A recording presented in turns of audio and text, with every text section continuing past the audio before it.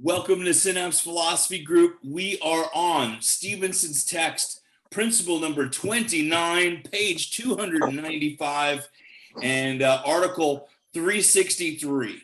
I'm going to start reading right now because this is important. Interference with the transmission of innate forces, principle number 29. There can be interference with the transmission of innate forces. Lays it out, there can be. We have seen the universal forces can suffer interference with transmission, principle 12. Whether they are radiant or conducted, innate forces are no exception to the rule. So there can be interference with the transmission through or over the nerve system. The most delicate tissue in the body, nerve tissue, is so sensitive to injury or annoyance that it cannot put up with any rough treatment. It cannot stand pinching or crowding or rough shouldering. Impingement annoys it very much, so that its molecular or protoplasmic activity is not correct. In that case, and it does not pass the mental impulse along the length of its axon smoothly. Does not let it slide through, in parentheses, without loss. No. Along its angry or unsound length, the mental impulse loses percentage. Perhaps, someone's in. Carol, I got to let you back in. There you go. Perhaps greatest at the point of impingement, for further along there is less to lose. And when the mental impulse arrives at the tissue, it is no longer a true mental impulse, but perhaps just another sprankling in parentheses. What is it? Pranking. Oh, pranking. I like sprankling. I don't know where I got the L's from, but hey, it's Tuesday. Pranking. It's a joking universal force rather than a good mental impulse. That is amazing. Now, I was thinking sprankle. I don't know why. Universal force. Okay. This view will apply no matter which of the three theories is used. We're going to get into the three theories. All right. What's he saying to you there?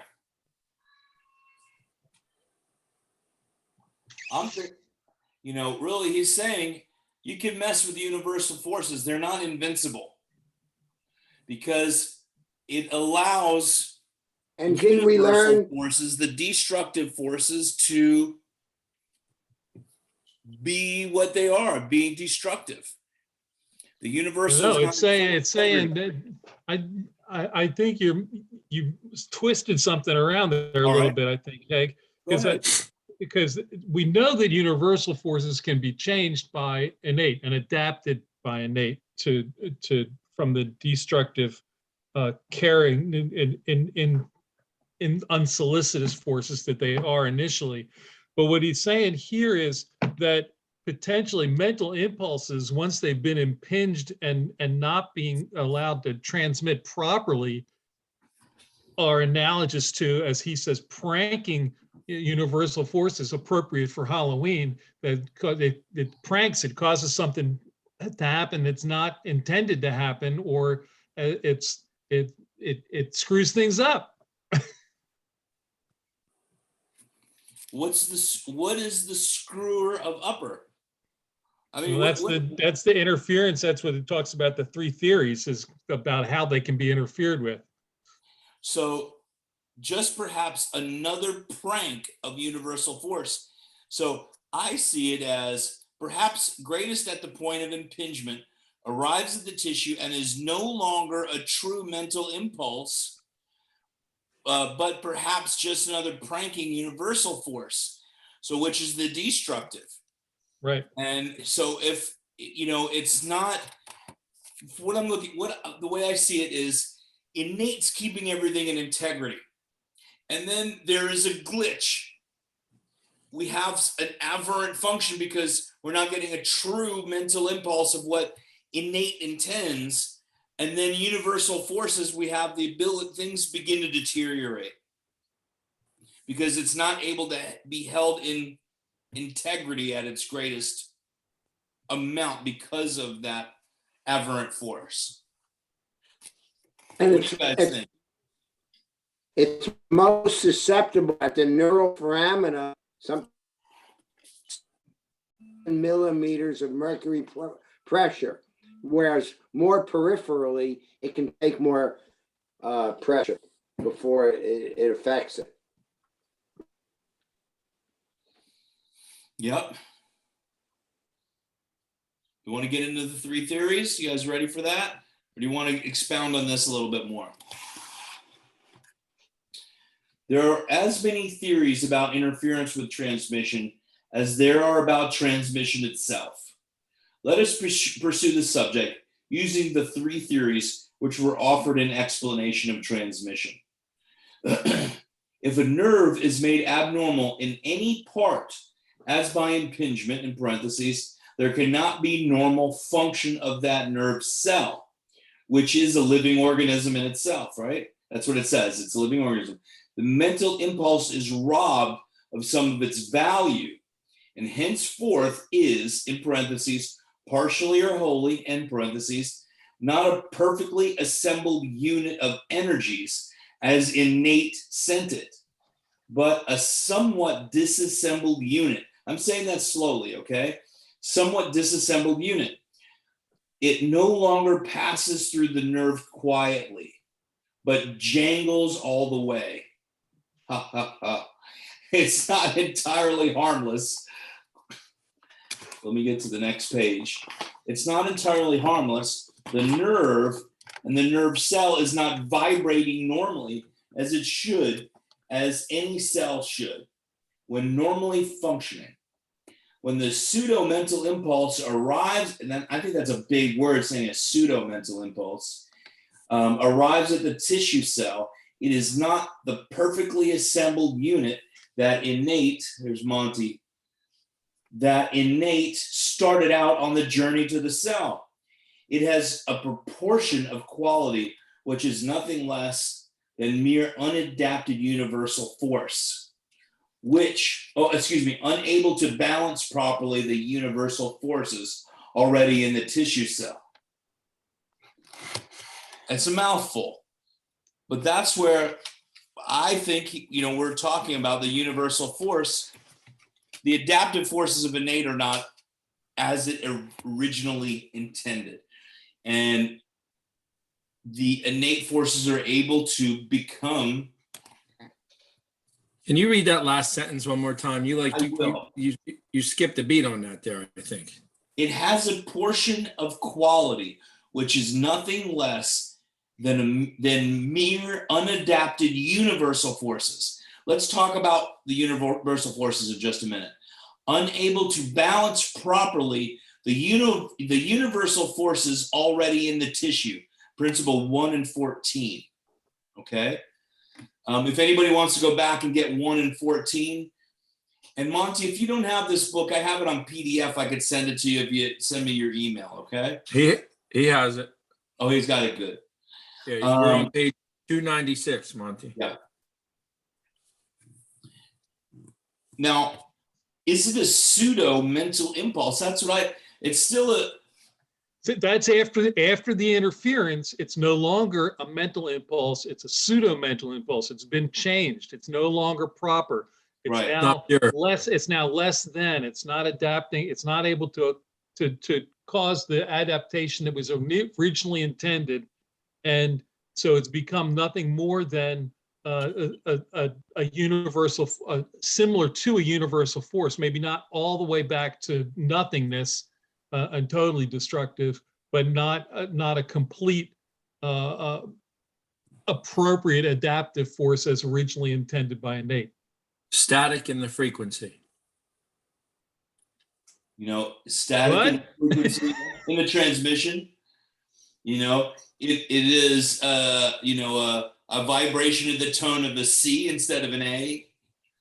Right. But if it was too much, then we'd have death. It's still getting the signal across, but just not at 100%. Would you guys agree? Anybody else? Pretty Well, self-explanatory there.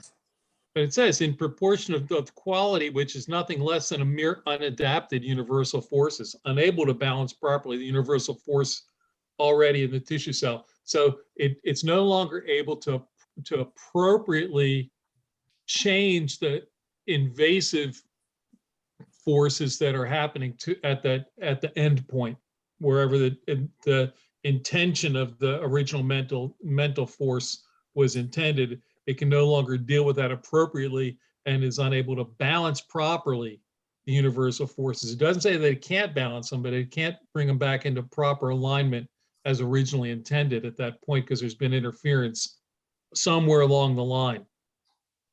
It's not fulfilling its job at 100%. Correct. Intended. It's getting an instruction from the innate mind, and it's not able to fulfill its job at 100%. I think that's a good way. If you to use a liquid analogy in the body, if plaque builds up in an artery, then the blood flow is diminished and is inappropriate, and eventually can cause a dysfunction in the tissue at the end point that will be supplied by that blood if it's sufficiently reduced. So if you have the innate forces being interfered with and can't be transmitted properly along the nerve or however it is transmitted, then if there's the interference and the end tissue that would be receiving that ultimate information is going to dysfunction on some level, sometimes less than noticeable, sometimes over time it may become severe enough that it causes a physical a manifestation. Does a subluxation in the C1 or a subluxation in the cardiac plexus more likely to cause heart disease? Well, is heart disease caused by the heart? Heart disease is more than likely, when they're talking about plaquing, is very likely from the liver. Is heart disease in general more likely to come from a C1 subluxation or a cardiac plexus subluxation then? I've seen adjustments change blood pressure from the atlas, of course, and circulatory ganglia adjusting T1, T2, or T3 or T4. I've seen that personally change many times. My first chiropractor, Dr. Deniston, was originally an upper cervical toggle chiropractor, and became a DNFT practitioner after he had I believe he had a heart attack, and it was corrected by his heart came back around to whatever level after a T1 adjustment. So absolutely. I'm going to read, it said it referred to, that's his story. Yeah. It referred to principle number 1, the major premise, and 14, I have them here. The major premise, chiropractic principle number 1, universal intelligence is in all matter and continually gives to it all its properties and actions. We know that, okay? So, and 14, universal life is in all matter, principle 14. Force is manifest by motion in matter. All matter has motion. Therefore, there is universal life in all matter. But then we go in, which is even more importantly, of how innate maintains that matter and keeps it into a structure and functioning at its best. When that structure, if it's the communication of it through our neural system, I call it God's internet, then that function is at a dis-ease or less than perfect function. All right, I'm going to get back to where we were. Now, I have this marked to stop where we left there, but I'm going to go on because he has some good examples, okay? Let us now examine an electrical analogy. Analogies are good. Supporting this theory. Even with electricity, the energy is not all transferred at the beginning of the resistance. The energy which is lost by difficult transmission takes another form, becoming radiant heat. In an electric wire giving resistance, heat is lost along the entire length. That's why they're insulated. The electric lamp is approximately 12 inches of filament in it to give resistance so as to produce light. If all the heat and light were If all the heat and light this arrangement could give were at the point of union of the incoming wire, then the filament, just a mere point, we would not have very much light. The entire 12 inches wastes electricity, deprives the current by its imperfect conduction, so it changes form, becoming radiant. Thus, we get light and heat. Interesting. 1927. In the nerve, the same thing takes place practically. Mental energy is wasted along the entire abnormal part of the nerve. Heat comes from the entire deranged length. If the interference is high in the cervical region, the angry axon wastes mental energy along the way, along through the spinal cord and on out the periphery. When it comes out of the foramen, we are able to feel its heat. Sometimes the hand, by comparison, comparative palpating, always with the neurocoulometer. Farther along, the nerve usually enters the flesh deeper into its heat, and its heat diminishes. Excuse me. As has been mentioned before, sometimes this nerve axon is impinged high in the cervical region, goes out to the visceral system, so-called sympathetic system, and runs its course in ganglionated cord and plexus. Other times, the nerve is undisturbed through the spinal cord and is impinged where it leaves the foramen. This is called the local subluxation or local impingement. Anybody want to discuss that? Monty, you got the page? Yeah, 296 or 297. 98 now, yeah. On the following page from 296, you see a diagram of this. See that? The question has been raised. If the nerve axon Wait. I want to say that we're dealing with something here that is not necessarily any longer accepted as gospel, in that they believed, Dee believed, and BJ still at this time, and Stevenson were of the impression that nerves gave off heat, and you could sense it by feeling it with your hand.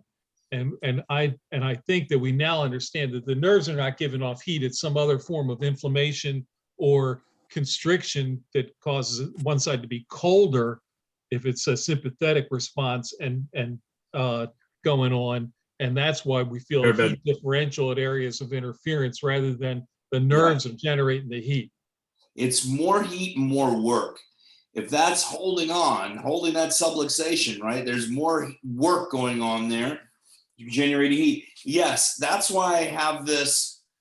I have in my notes. See how I outline these things, and I had mine to stop at that last principle at the end of page, the top paragraph in 296.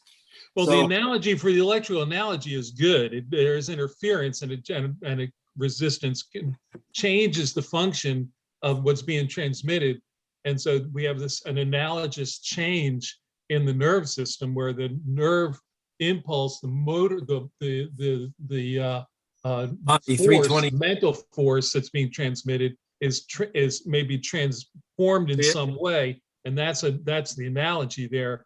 But the heat, we have to be careful to annotate that the heat is not necessarily the product that's happening in the nerve anymore. That's right. Monty, hold on one second. You got that, Monty? Page 328? 328. Yeah, and then on the bottom. I'm going to skip to 329 right now because I'm going to the first paragraph. Hold on. Hey, 399, 99. Hold on. 299. The bottom is 296, but you're on your computer, it should say page 328. You got it? The next page, and you see the light bulb. Right? Yeah. You got that? You got it? Not necessarily, but Yeah, I'm on 329. Well, it's Oh, on There's the bottom on the PDF. page, Hold on. it should The say, PDF has a on different the bottom, numbering. it should It's not say the page. It's the page. You can see it also on the PDF. It's the okay. actual book page. Is the 299 where I'm going right now. Here it is. And this is a very common question in chiropractic. Another question: if Innate instantly knows that there is interference, why does she continue to send mental impulses that she knows the abnormal nerve cannot handle properly? Because that is the only thing she can do at the time until she has made other arrangements which require time. And she dares not abandon the tissue entirely. Meanwhile, and we know we grow neurons to bypass injury. Okay, as soon as maybe other tissue cells will compensate, giving adaptive symptoms, and the case becomes chronic. But Innate never has a chance to abandon the cell. So there always is some heat wasted. We're talking about heat, but really we're talking mental impulse, right? However, the nerve may become so depleted and so cool that the case may be very severe and the nerve give off very little heat. I'm going to say function there. In such cases, adjustments often violently increase the heat or change it from cold box to hot box. Interesting. That is because the depleted nerve of long standing has been called upon to wake up and carry on. And therefore the element of time comes in. The nerve has to be repleted and build up. And we know axoplasm has to get to where it needs to go normal before it can carry a mental impulse without wastage. So this is a little antiquated, okay? The whole part, but that's just a description that he's given us in 1927, right? But it's also good that analogy of that why it's a great question. Why does Innate continue to send the information? Well, she's always trying to communicate with all the cells and tissues across the body, and the interrelationship, as we've talked about before, of the innate in the cell with the other innate in the other cells. But and again, like you said, and that the body will grow another nerve system or another arterial system in anastomosis to keep that supply when there's been so much damage, and then it continues on. But that requires time. If it gave that right, which is another principle. Right. If it gave up entirely, we have death. Right? It does the best it can with the tools it has. I'm going to keep doing my job. I got one job. I'm going to do my best at it. Then we get the adjustment. Whoa, I don't know if I can handle it. Wow, that's a lot happening through there. And then we adapt better and that nerve starts functioning better. The end tissue is healing. It takes healing time in that process of replication, changing nerves into getting rid of old cells and replacing new cells. Now it's making better stem cells because it's getting better life. Yeah, it's the basic description of healing, beginning that understanding of healing after the adjustment. Why some might be instantaneous and why some take time. Because the next one, principle number 30, is the cause of disease. That's where we're getting. It's the natural progression that he's taking us on to principle number 30. The rest of this is about heat and that hot box and the cold box. I'm not going to read it. All right. You guys, you see anything in there you want to go through? Because I'm going to go to 30, but we're going to stop there because I want to do 31, 32, 33. I was going to say we're going to savor them, but we're almost done. And I don't want to cram a lot in the last ones because these are all important things and we're thinking through it. And I think a lot of people are going to get a lot of thought-provoking stuff out of these. Bob, what you got? You got to ask something? You want to talk? Okay. Bobby, did you buy one of those books this weekend? This one? Did you get it New Beginnings or did you order it? New Beginnings. I'd like to know. You guys give me some input on that because They did the. I don't get it. When I spoke to Joe, he told me that he didn't have any books with him. I had to order it online. I left with one. Yeah, well, Hey, Bobby, were you there for the I was there Pasquale? the whole time. How'd the Pasquale tribute go? I wasn't there for Pasquale's self-center meeting. You just said you were there the whole time. You caught me. But how'd you get a book from Joe, man? He told me there's no books available. He didn't bring any. If I told you, you wouldn't believe me. all right, guys, let's go on to this, okay? Because we're on principle 30. We're almost done with this. Interference with the Get your group here organized, will you, there, Haig? you got Chatterbox up here. All right, I got it. Let's do it, man. The cause of disease. Okay. Dis-ease, even better. Principle number 30. Interference with the transmission of innate forces causes incoordination or disease. That's important, right? Dis-ease. Dis-ease, exactly right. Incoordination. That means things are no longer working harmoniously.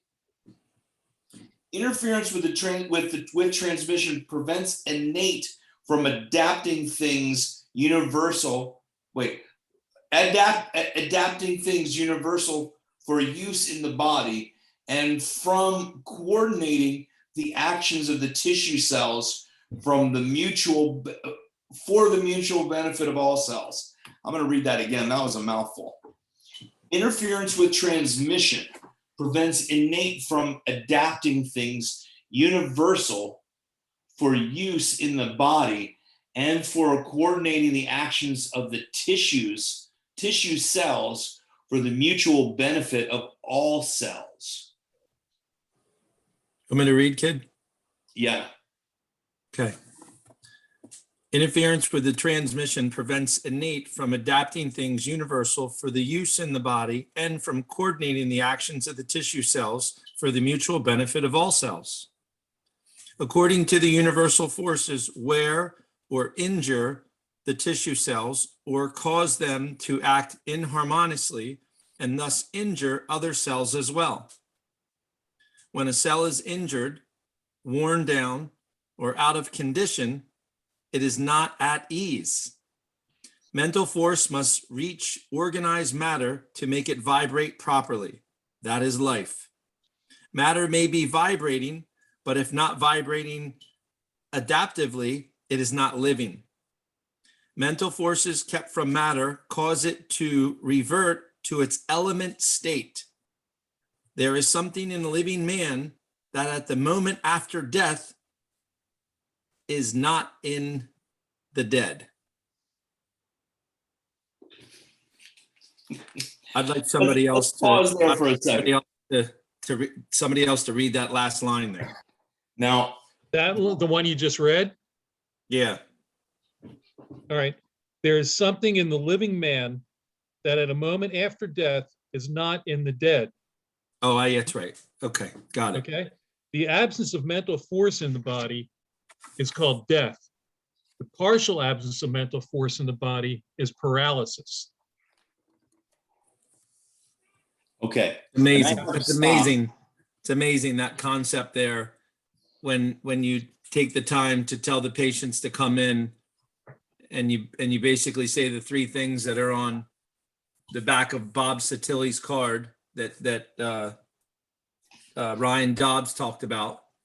There's signals that come from the brain that run and control the entire body.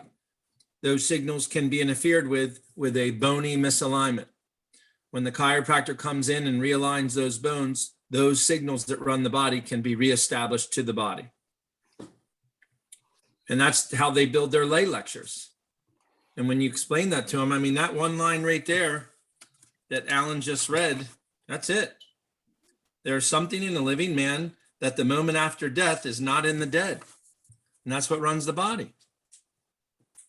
It's innate. I I wish Pasquale was here to chime in on this, man.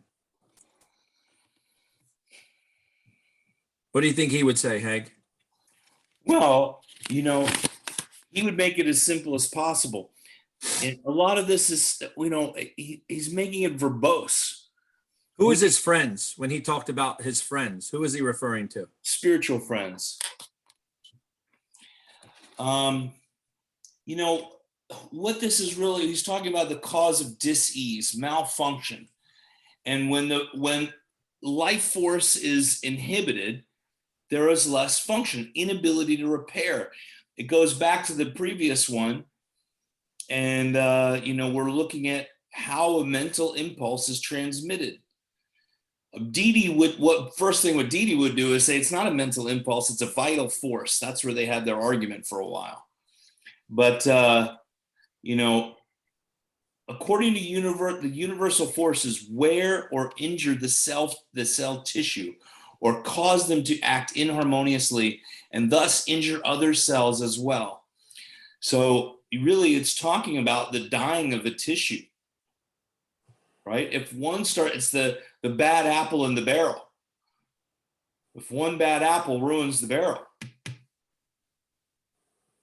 It's amazing when you think about it, however many cells are in the human body, 75 quadrillion, 400 million, whatever it is, that innate intelligence is communicating with every single cell in the body on an individual basis. So it's almost like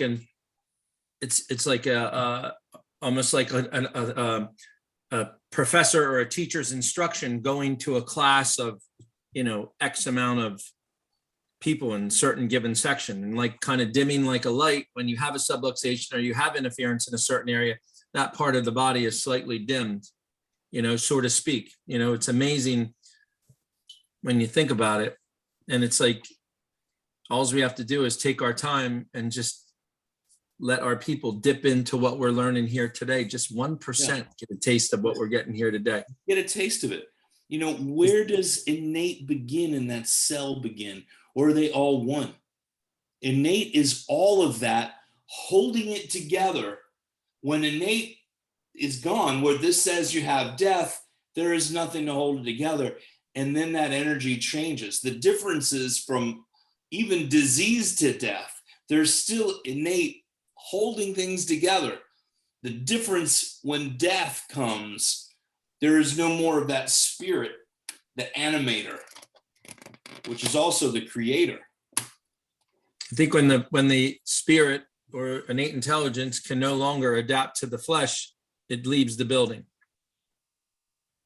Yeah. All right. I have stop at the bottom right before foramen on page 302. So there's I was going to say we should read that fits with what we've been talking about. Yeah, go out. Why don't you start that right where that is, 365. Okay, Article 365, disease, dis-ease, and trauma. Disease is a term used by physicians for sickness. To them, it is an entity and is worthy of a name, hence diagnosis. Dis-ease is a chiropractic term, meaning not having ease or lack of ease. It is a lack of entity. It is a condition of matter when it does not have the property of ease. Ease is the entity and dis-ease the lack of it. Trauma is injury to tissues, which impairs or destroys tissue cells, but the tissue cells are not sick. I think that's important to think about. In trauma, tissues are not degenerated or depleted. They are just injured. And this is proven by the fact that a wound will heal readily and healthily if the region of injury or the body is not diseased. Trauma is in the field of surgery. Disease is the condition of tissue cells when there is incoordination.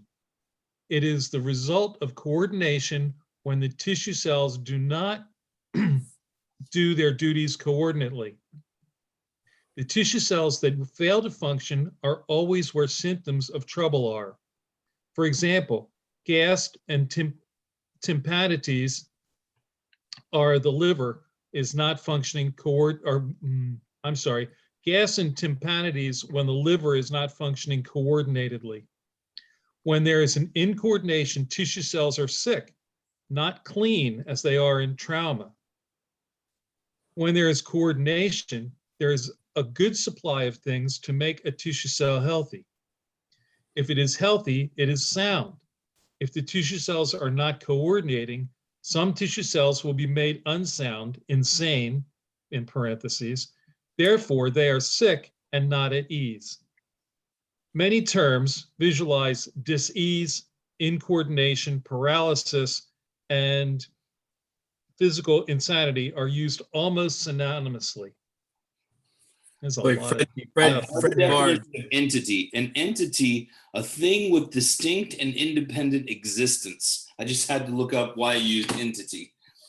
Okay. Fred Barge hammers on that in his book, boy. Entity and non-entity. I mean, there's a full chapter on it. It's a hell of a book, too. Which of his books? Is that in Fear or Doctor? There's the third one. Yeah, what'd you guys get out of that? Yeah, so the disease is in medicine is the entity. You know, we talk about, and that, I know I talk about that all the time with people and say, health is, for us, health, ease is the entity. Lack of health, lack of ease is when things are not working properly. Life without fear, yeah.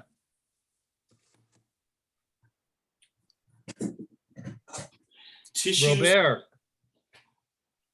I see you waving your hand, Bob. So, I mean, it's old school. I mean, we talked about this for 30, 40 years at least. Yeah. You know, you can't fight the darkness, but you can turn on the light. You can't fight sickness, but you can turn on life. And, you know, our viewpoint is that we are looking to restore life as opposed to fighting off some imagined named disease. You know, I always say to people, I explain to them how when somebody's nerves are blocked off that are going to the bronchioles and they get up and they run and the bronchioles don't dilate properly because they're not getting that nerve information to do so, and they're and that's and they call it an asthma attack. They say they have asthma. But when you make an adjustment, you restore that nerve supply, and that person that doesn't have that issue anymore, what happened to the asthma? Did it hide in a corner? Did it jump on somebody else? It never was a thing. It was always a lack of function. And that's what he is saying, really, that thing. Disease is the condition of tissue cell when there is incoordination. The brain is just not talking. The innate is unable to, manage the ship, right? Something's in the way, malfunction, because the bronchial should dilate. If it's doing it one guy, why isn't it doing the other, right? And that's where we have that subluxation. So, and that's this, and this follows from what we were just talking about in the last in 29, because the interference is what allows the incoordination. Yeah. Here it is right here. It's page 95, article 121, disease versus disease. Says disease is a term used by physicians for sickness. To them, it's an entity that only can have its worthy name and hence diagnosis. Disease is a term used by chiropractors, meaning not having ease, the condition of matter when it does not have ease. In chiropractic, ease is the entity and dis-ease is the lack of it. Dis-ease in chiropractic is indicative of the body being minus something that should be restored in order to make it normal. That is, in various modes of expression of the body, lack ease, health, coordination, transmission, adaptation, well-being, 100% quality, soundness, sanity, etc., which must be brought up to 100% or restored. That is what chiropractic aims to do. Remember it, restoration. That's chiropractic in a nutshell. Go ahead, Bob. You know, there's a huge advantage to looking at the world that way. And I tell people this all the time in the office. if you keep saying, I don't want to get sick, your focus is on getting sick. If instead you just say, I want to stay well, it sounds like you're saying the same thing, but in reality, you're not saying the same thing. And it's way more powerful, protective, nurturing to you, because now your focus is on being well, not getting sick. That's, I might start my talk, one of my old talks, I'd start with, do you want to be wealthy or just not poor? Do you want to be healthy or just not sick? You put it in, and everybody laughs like, oh, I'd rather be wealthy than just not poor. And then what about just being sick? And it's, in a way, this sounds so like obvious to us because we're chiropractors, but the world isn't educated this way. That's why I was reading it so slowly. I'm like, am I getting this properly? Am I missing something? Because it seems so obvious, but we spent our whole lives believing this, It's not new to us. And some people, this is brand new. My body heals itself. The disease is really caused from me. It's not happening to me, right? That's a big distinction. Cancer comes from me. I don't catch it, right? Well, cancel. I don't have any cancer, but. What was it? Would you rather be wealthy or what? How did you say? Or just not poor. Or just not poor? Yeah, or not poor. You want to be beautiful or just not ugly? Would you rather be wealthy or not poor or just not poor? Would you rather be healthy or just not sick? But I do those I had them in slides. Those are about the only slides I show were those two. And, it makes sense. A blood pressure pill, what does that do? It doesn't actually change why you have high blood pressure. It just lowers your blood sugar, probably dehydrated anyway, and you have a water pill. It's not helping you solve the problem of high blood pressure. You're still sick with high blood pressure. Go ahead. I'm sorry. Go on. When you talk about blood pressure and stuff, we're presuming that we have any clue as to why in the world the body raised the blood pressure in the first place. For all we know, there's a constricted artery to some very vital organ that the only way it's going to get the blood and nourishment that it needs is through a higher blood pressure. And we're sitting there shoving that blood pressure down with some pill. There might be a need for it in the moment, right? Yeah. One of the things you said earlier, I think, Bob, was about negativity and thinking, wanting to do be well rather than not sick. And one of the things that I've thought about a lot is that, and I didn't come up with this on my own, so I don't know where I heard it first, but our brain focuses on the active verb. So when you say not sick, all your brain hears is sick. You say not poor, all it hears is poor. It doesn't know what not is. It only knows the active verb. That's what your body, that's where you focus. And then the more you focus on whatever that verb is, that's what gets entrained, and that's what you wind up creating in your universe. Somebody brought up in our meetings, I forget who it was, one of those coach guys. He was talking about people driving these Indy race cars over 200 miles an hour, like an inch from the wall. He said if they look at the wall, they're done. They're going to crash into the wall. The only way they don't crash into the wall is because they're looking at that line that they want to take. That's right. That's good. Beautiful. That's a I good like one. that's everything in life. Yeah. Well, guys, I'm thinking about tomorrow. I open my second office tomorrow.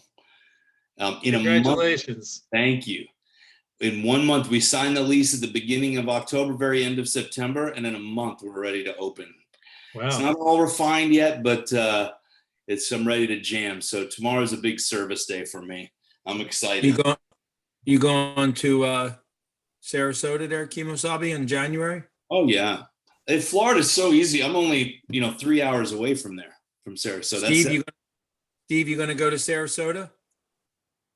I don't know. But I'll tell you, Where you live, Alan? I'm Washington DC area. Oh, You know, I heard back word on on, what, I heard word on the street was that DE was going to start doing what New Beginnings is doing, and they're going to have like a Hall of Famers price for chiropractors that are, like Andy Forelli and, people that are kind of not practicing anymore. The Chirosources. That's awesome. That's awesome. I like that. Get those guys back. you know, Mother Teresa, when they invited her to an anti-war demonstration, she said, no, but I'll do a peace demonstration. A Amen. pro-peace demonstration. Amen. Someone asked Pasquale why he didn't vote. They said, just vote for the lesser of two evils. He goes, I don't vote for evil. I don't vote for evil. There you go. Yeah.